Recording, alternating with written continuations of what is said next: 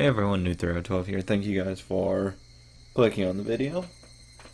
Last time, Rika went full fucking insane. And, creepy is really the best term I can describe. Remember when I said she probably wasn't fucked up? I'm pretty sure she is. So that really leaves only Mion who's not fucked up. Character-wise. Because Keiichi's paranoid as hell. He snaps at a fucking drop of a hat. Shion is probably fucking just sociopathic, honestly. Rena is bipolar. Sachiko has extreme case of PTSD. Mion's just chill. She's really nice. Perfect, some would say. Anyways, let's continue. Hopefully she's mellowed out for a while now. You've got to be fucking kidding me. Was she making fun of me? That way of acting. It was as though, after being possessed by something, she had lost her memories of what had happened. You're joking, right? Rika? Me? I don't know if Rika had heard me or not. She just cried out like that as if questioning herself.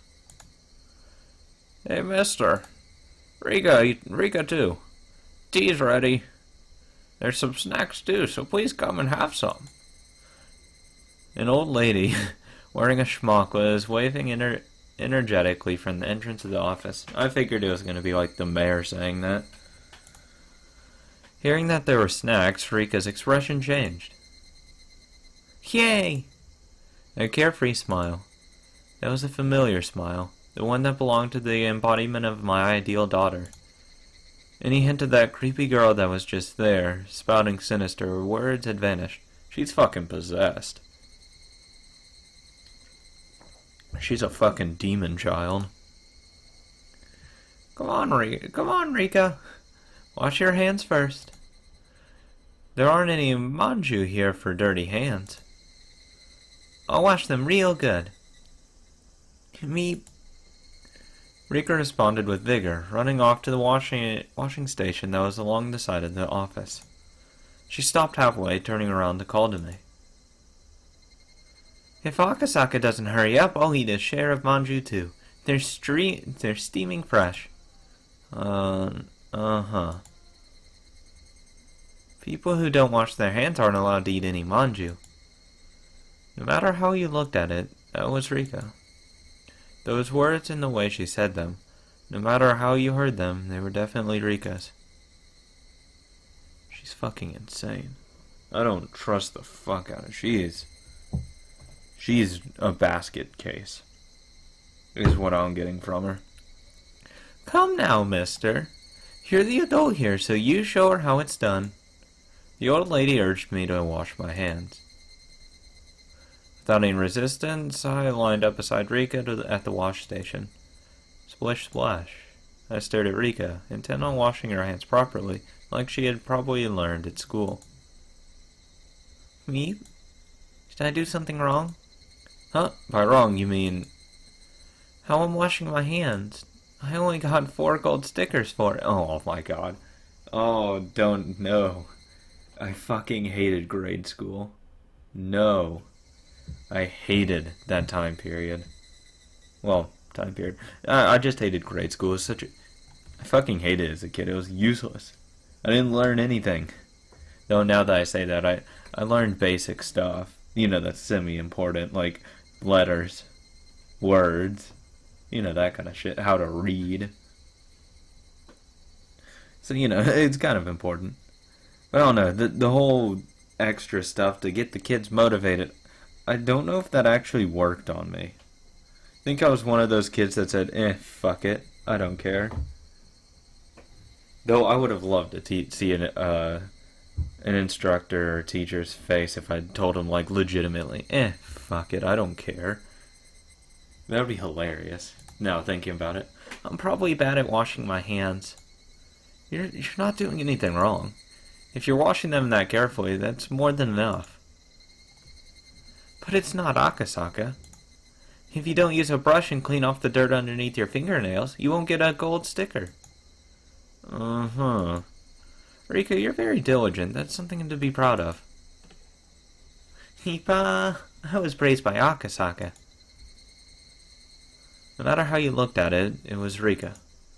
There was no trace of that girl from before. Are you kidding? I would be wanting to stand as far away from her as possible.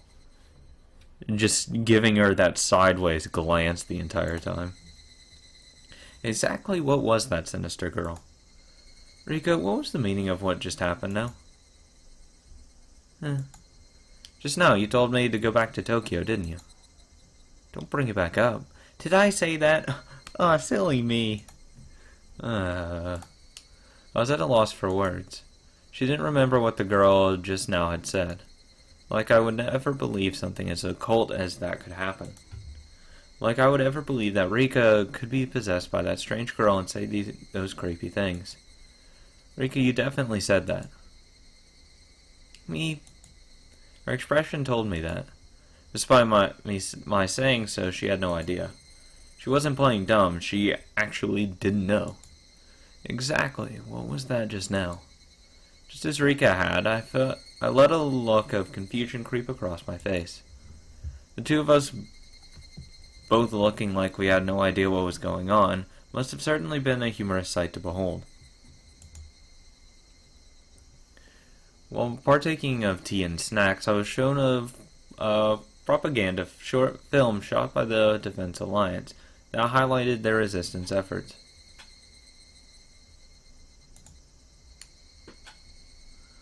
Older folks talked passionately on how long and grueling the fights against the dam was, but they fell on deaf ears. I was transfixed by Rika, who had heard these stories countless times before and who was nodding off. Eventually Rika noticed I was staring at her and smiled as she rubbed her eyes. Aw. That smile was Rika's. After all, there was no hint of that sinister shadow. Fuck that. I don't care. I would continually side-eye glance at her. Not stare at her, just the side-eye, you're crazy as fuck. So either she has like multiple personality disorder or she's fucking possessed by a fucking demon. Which that would be fucking hilarious. After that, my unreasonable fear of Rika lessened with the passing of time, but I could by no means forget what had happened. It eventually grew dark. The mayor said that they had prepared dinner, but I said I would come again tomorrow and took my leave. What the fuck? Stay! I had to return to the hotel and file my regular report with the section chief. Fuck him. I see. Well then, please come again tomorrow. If you phone, we'll send somebody to pick you up right away. I appreciate your hospitality. I'll probably come again and enjoy myself tomorrow. Yes, please do. It seems that Rika has taken a pretty big liking to you. Are you fucking kidding? If a fucking demon tells me to go back to Tokyo, bye. Goodbye. No thank you. Tell the section people they probably kidnapped the child. I'm going back home because I don't want to regret it for the rest of my life, as she put it. Ugh. Akasaki, are you coming again tomorrow? I finished after fifth period, so if you could come at around 3 o'clock, that would make me happy. Please come again. That pure smile urged me to do so. There wasn't a trace of that evil aura. Oh, please show smaller Mion, because oh my god, so cute. It would be so fucking adorable. Depending on what happened next, after all that might end up as nothing other than my hallucination. Think about it logically. If the daughter of the Furude household, one of the 3 families, had taken a liking to me, then this was a strong foothold for my investigation from here on out. It was like a free ticket for a reason to visit Hinamizawa. If only I could treat that little incident as a figment of my imagination, then having this daughter who was the embodiment of my ideal daughter grow so attached to me wasn't bad either. I had successfully dove into the belly of the Onagafuchi Defense Alliance and had the mayor, as well as other important members of the alliance, welcome me with open arms. This was a great turn of events. However, I still felt uneasy. You still can't lower your guard. You still have to be undercover. Getting back to the hospital, I forced down an almost painfully cold beer until I could clear my mind. The shock from that incomprehensibly strange incident continued to torment me. Fuck that. I wouldn't give a fuck. She's crazy. Fuck that. Oh. Oh, hell no. Oh, sorry about that. Steam just decided to say, fuck it, I don't want to run anymore. Don't know why. It's fucking insane. I really don't understand. Why? It just transitioned. What the fuck? Weird as hell. Oh. Oh my god. You know, I'm saving the happiness for last. Happy times for last. The sound of the car grew closer, followed by the sound of it braking as the engine cut out. Oh, it's still back up to that kid. At that moment, his up until now lackadaisical footsteps grew decisive as the man in the room dashed up to the wall beside the window and carefully peered outside. Well, yeah, to make sure no one's fucking, the cops aren't here. It was his comrade's car. Comrade! Even so, he still didn't relax his guard. Eventually, the sound of footsteps approached the door. Thump. Thump, thump, thump. Oh god, it was the passcode. Jesus, one thump and then 3 rapid successive ones. I'm back. Open the door already. You must be tired. I'm opening it now. After the locks were undone at the door, and the door opened, a man appeared, his arms laden with swollen plastic grocery bags. The bags in the hands had 7 Smart written on them, with bread and milk cartons able to be glimpsed within.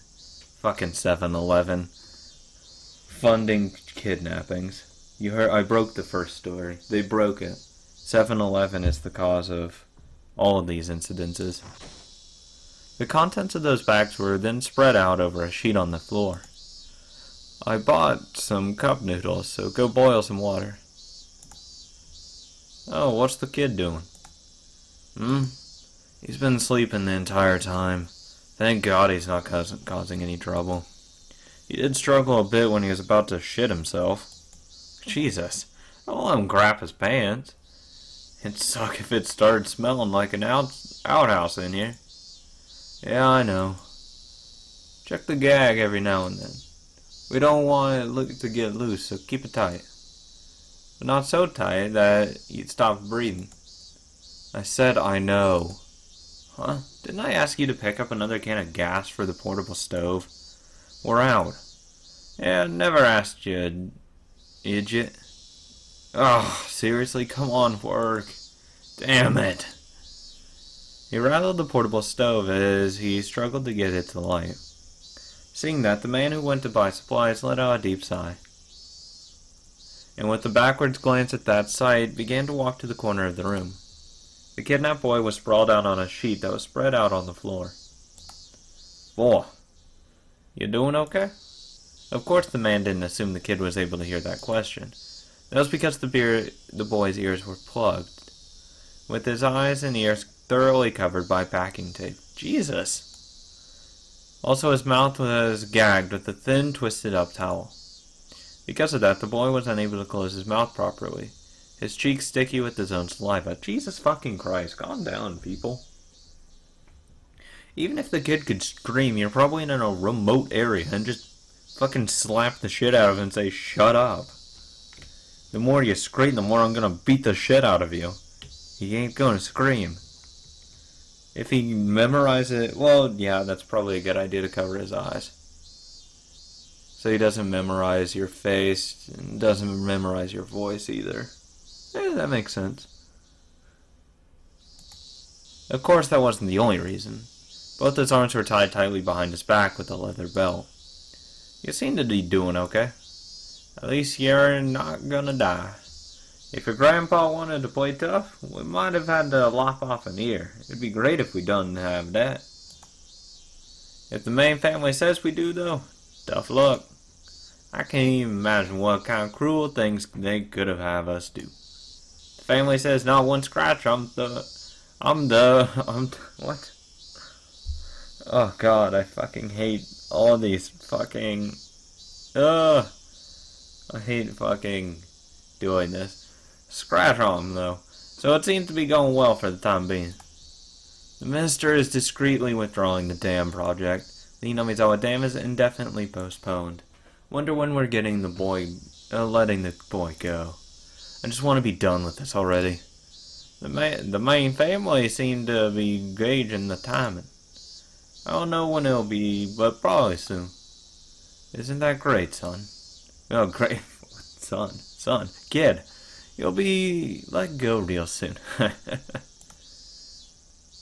The men didn't know if their voices were heard by the boy. For him, there was nothing he could do but continue to sleep to escape his harsh reality. More importantly, what are we gonna do about the gas? We can't eat the cup noodles raw. If we're out of gas, say something. Jeez.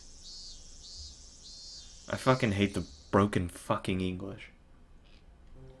Sorry about that, I just decided to fucking hack up and fucking cough up a lung. Jesus. Why I like rainy days. Again, saving fun times for last. It'll be perfect. The weather forecast had predicted that it wouldn't rain at all this entire week. It's not that I hate sunny days or anything.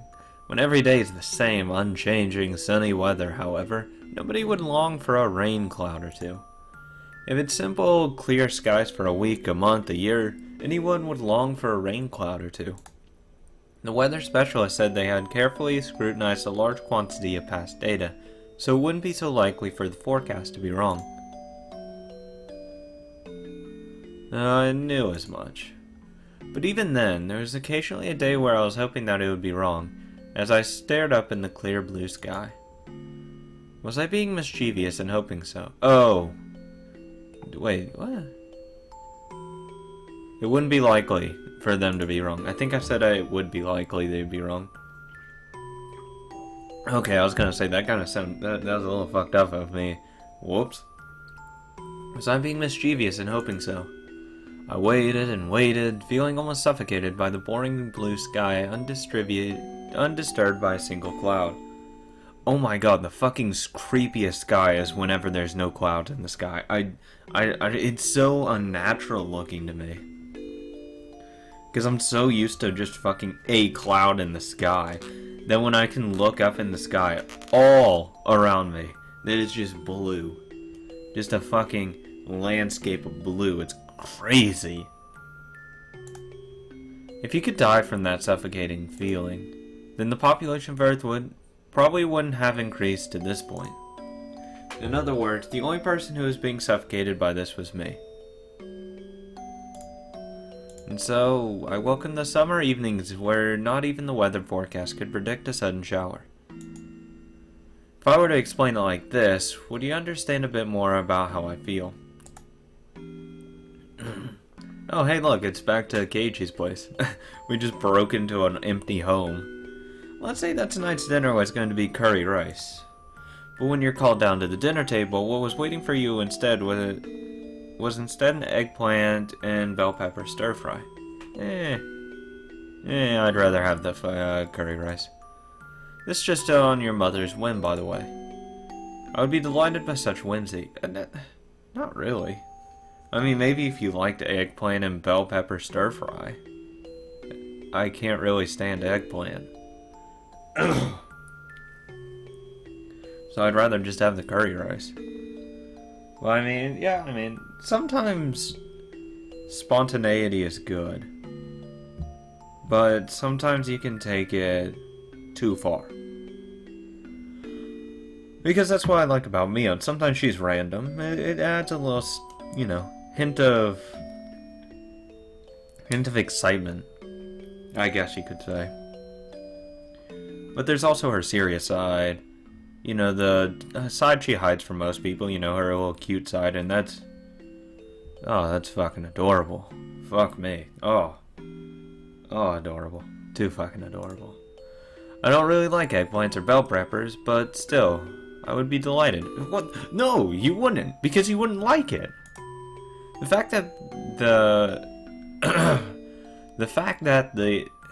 Oh god, no. Too many that's. The fact that the pre-established routine of curry rice had been broken would be amusing. Well, you never said how many times she cooked curry rice.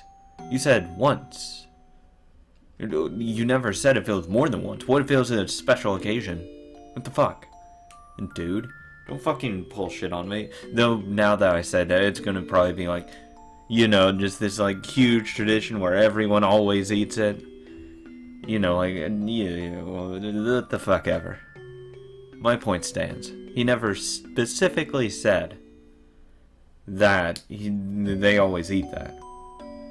So that's different. If tonight was repeated by 100 times, and 100 times you had to eat curry rice, yet for just this one night, that was changed to an eggplant and bell pepper stir fry.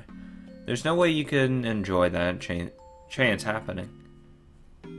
Real talk, I am so fucking easy to please, I wouldn't give a fuck. I could eat the same meal for probably 10 years straight. I wouldn't give a damn. Because I'm simple. I don't care. I'm not hard to please. Good food tastes good. I eat good food. I eat food to be nourished. That's it. I don't eat it for any other reason, really. A slight hint of pleasure, because food is pleasurable. I mean, that's just what it is. It stimulates the brain when it tastes good. But I'm not here saying, you know, oh, I need this, and this. I need all of the variety. Fuck the variety. If one dish tastes really good, I'm down with eating that for my entire life. I don't give a fuck.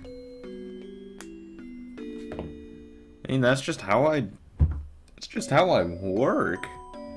I don't know if anyone else is like that, but fuck it. I don't give a fuck. I mean, I would kind of be depressed if I couldn't eat anything at all, but if it was just like for dinner, like just one dish at dinner, but you still have lunch and breakfast that you could have anything you want, fuck it. I don't give a fuck. I get a fucking routine going. I really do, though. That you just, like, the same, like, thing every single week as a routine because it's easier to manage. Because you know exactly what's gonna happen. I hate pre-established routines. Well, fuck you. I really hate when things are all decided beforehand. I semi-like them, semi-don't. When you're stressed the fuck out and there's already a routine in place, you're like, oh, thank God. Because then you don't have to think about anything. You can just boom, boom, boom, 1, 2, 3, done. I have no love for boredom. And I hate boredom. I hate doing nothing. Oh my God, doing nothing pisses me off. I'm always doing something. I can't just sit solid and just sit there and not do anything. I have to do something. I'm so... Attention span is... Oh, I have a good attention span. Of course, I listen to people. Whenever someone talks, I fully pay attention completely. 100%. But I mean... I still want to do something. I hate... Oh, those people that just fucking sit and talk in restaurants. Oh my God, that fucking drives me nuts.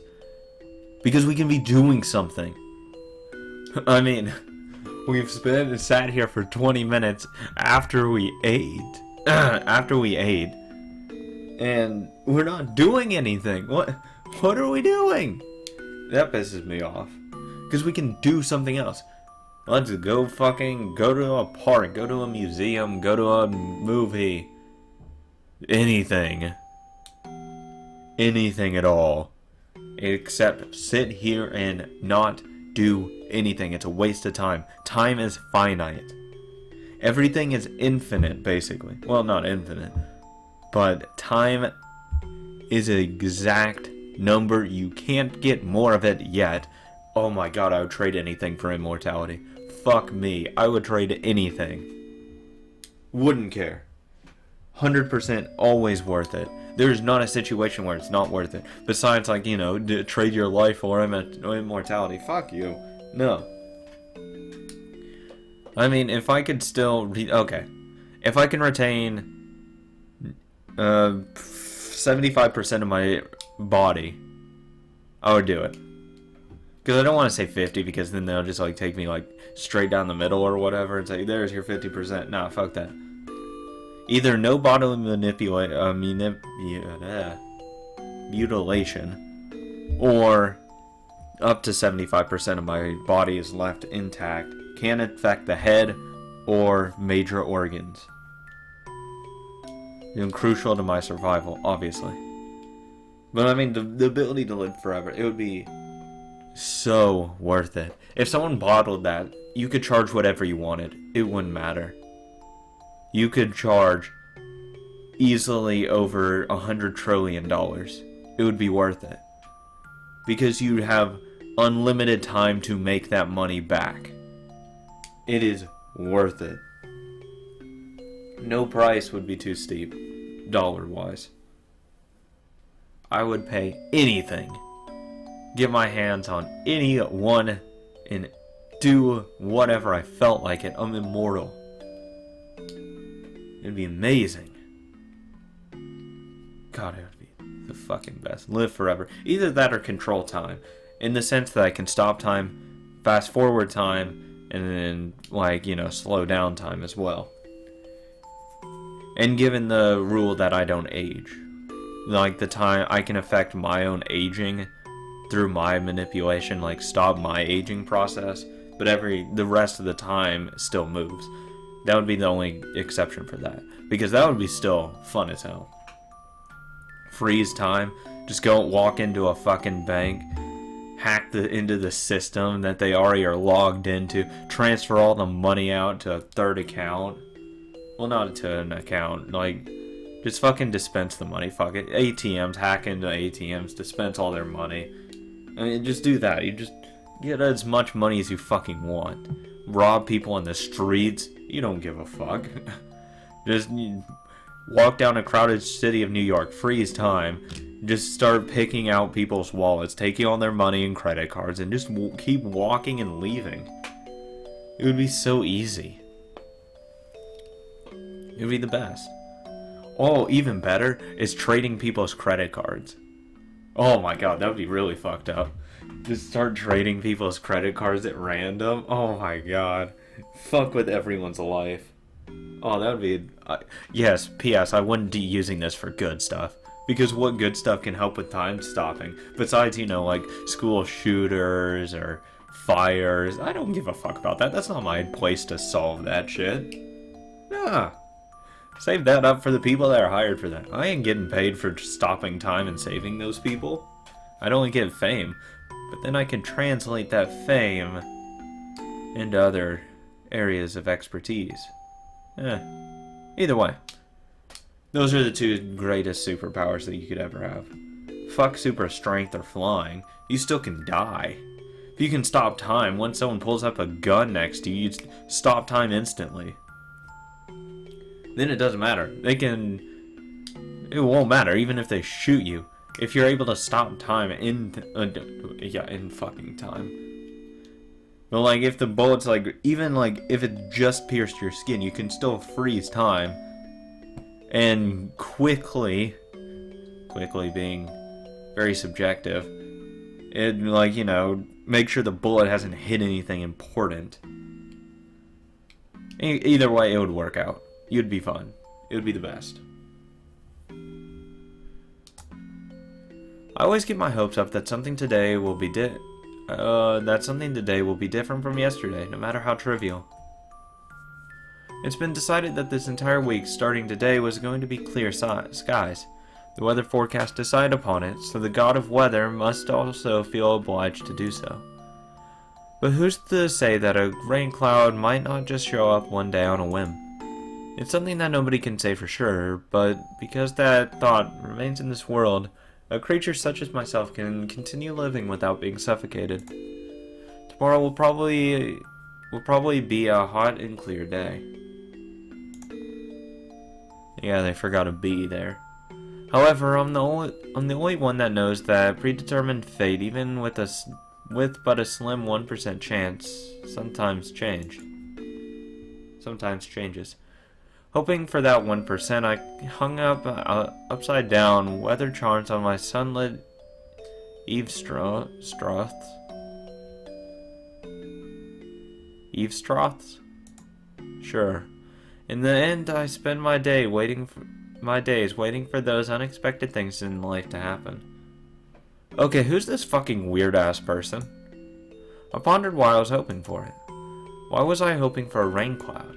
The answer was simple. I have had my fill of clear skies. Then why was I hoping for a rain cloud? The answer was simple. The fact that it was going to be sunny tomorrow was boring. So why was I hoping for a rain cloud? In the end, it doesn't really matter whether it rains or shines tomorrow. Basically, it was just that the rain would water my heart, which was withered from boredom. That's why rather than a TV drama where the plot's already been decided, I prefer to look up at the sky. I really hope that's not Akasaka, because that's weird as shit. That turned really weird really quickly. Like, really quickly. Oh, now. Let's go. Too bad it doesn't show her, you know, if they actually had a younger model for her, because, oh my god, that would be just so fucking adorable. Oh. But it's still younger Mion, so worth it. It's adorable. Your blood pressure has improved. For you to recover this quickly at your age, I'm rather impressed. At this rate, you'll start be kicking after a couple hundred more years, are you? The young doctor in his medical coat said that as he undid the blood pressure cuff from the arm of the old woman tucked away in her futon. Oh, Mion's grandmother, right? The head of the family. You're a very good physician, Dr. Ire. If a persistent old fart like me doesn't hurry up and die, I'll just be in the way of you young folk. Ho ho ho. The old lady Oryu laughed faintly with a broad smile on her face. Then turning towards the sliding door, she called out in a strong voice. Is Shimiko or Taiko there? Bring some tea for Dr. Ire. The sound of rushed footsteps from the hallway drew closer until finally the door slid smoothly open. What it revealed was a young girl. Yes! Let's go! It looked like the old lady's granddaughter. Shimiko already left for the day. Do you need something? Mion, make some barley tea for Dr. Ire. Okay, got it. Did you want some too, Granny? Or would black tea be better? Want lots of milk and sugar? I'll measure it out myself, so you don't have to put any in. Just bring the sugar jar and some milk when you bring the tea. KK. Aww. Aww. The girl named Mion, after giving a rather uninterested response to her taskmaster of a grandmother, returned to the hallway. Oh my god. Pour the doctor's tea in the cups for the guest. And make sure you bring a coaster too. Also make sure to dry the outside of the glasses, okay? Yeah. You're such a fussy pants. A tired voice wafted a reply from down the hall. The apathetic tone of voice was far from unusual. The old lady let a wry smile slip across her face as she chided the girl. Oh my god. Oh. Adorable. Jeez, that girl just won't learn. Nothing I ever scold her about sticks. Oh no, are you? You don't have to say that. Mion is doing her best in her own way. Even though she's so young. Her mother was the same way. Couldn't teach her anything. The apple doesn't fall far from the tree. I really need to fucking meet her mom now. So her mother's mother must be exactly the same, no? The old lady burst out laughing. Her expression showed she hadn't taken the comment the wrong way. Dr. Ire, I'm sorry, but could you open the doors for me? See if there's a nice cool breeze outside. The cool chirping of the Higurashi had at some point started leaking through the gap in the doorway. Oh my god, why is Mion so fucking cute? Ire stood up, opened the door a bit. A refreshing breeze pushed out the stale air that had built up in the room. It's gotten fairly hot during the day, but the evenings are still rather cool, aren't they? It was almost downright chilly last night. Yeah, well, too bad she doesn't have a fucking sprite so I can actually see what she looks like. I just figure she looks like stereotypical old lady. Yeah, those types of mornings and evenings are another one of Hinamizawa's fine points. Irei replied with a smile as he returned to sit on the cushion beside the old lady. And then the two of them for a while soaked in the voices of the Higurashi. I'm going to try and live to 100. Until the business with the dam is proper finished, I ain't kicking the bucket just yet. To get the government to withdraw a decision they've already made is a fairly difficult thing to do. The way this country does things is like turning a millstone. No, millstone. A milestone, what the fuck? A heavy one at that. A millstone? Don't you know? A millstone! Irei quickly affirmed that of course he knew what the old lady was talking about. Oh, I do that. You have to. For he knew full well what Oryu didn't like having her stories interrupted. Oh god, I'll have you fucking killed. The millstone, see, can grind anything to a pulp. Oh, okay. I know what it says now. It's rather impressive, but you see it doesn't turn that easy because it's a rather heavy millstone. Lots of people have to work in unison to get it to even budge. It's that type of millstone. Irei pursed his lips, listened quietly to what she was saying. Listening quietly. Oh, yes. She's back. Perfect. Yay. All my days instantly better. Eventually Mion returned with some tea laid out on a tray. Seeing that Oryu was talking in a good mood, she quietly knelt down and laid out the sets for the barley and black tea, carefully not to interrupt. That's why when it gets going, it's not that easy to stop. It takes the most effort to move it right before it starts turning. Everybody hates that, so everybody keeps pushing it along without rest. You're talking about friction, right? I get what you're saying. Aww. So in other words, if there's some sort of mistake and the millstone suddenly stops turning, to get it turning again takes a great deal of power, more or less. Certainly to get a project that's been suspended going again takes quite a bit of work. It's a millstone that isn't easily stopped, but once it's stopped it'll never turn again. It's that kind of millstone. It'd be nice if there was some way to get that millstone to stop, wouldn't it? When Irei responded with that, Mion and the old lady suddenly sunk into silence. Oops. Irei instinctively, thinking he had said something rude, searched for it in a small panic for the words to correct himself. Oh, God. Yeah, you did fucking say the wrong word, you idiot. But that silence wasn't the result of rude words. For what crept across the Mion and the old lady's faces, the Mion, she's proper. Hell yeah, she is. Were contemptuous smiles. The atmosphere surrounding Irei suddenly froze, leaving him flabbergasted. You know, I wouldn't give a fuck. I'd just be like, oh, you're fucking adorable. Thinking that the scornful smiles creeping across both of their faces was the result of some mistake of his, he could only grow afraid. Hadn't been that long at all since he was enveloped in silence. However unable to stand it, Irei could only let out a weak laugh. Irei's laugh eventually spread to Mion and the old lady, not knowing exactly what they were laughing at. Their laughter left a lingering chill. The only ones not laughing were the Higurashi, who continued their simple and unchanging chorus. I don't fucking care. I got my dose of Mion in this chapter. Oh my god, it was so nice. Yes. Yes, it was so great. Oh, finally. Now I can get through the rest of this chapter. I was going to be so depressed if there was not going to be one Mion appearance. I was going to be like, oh, no.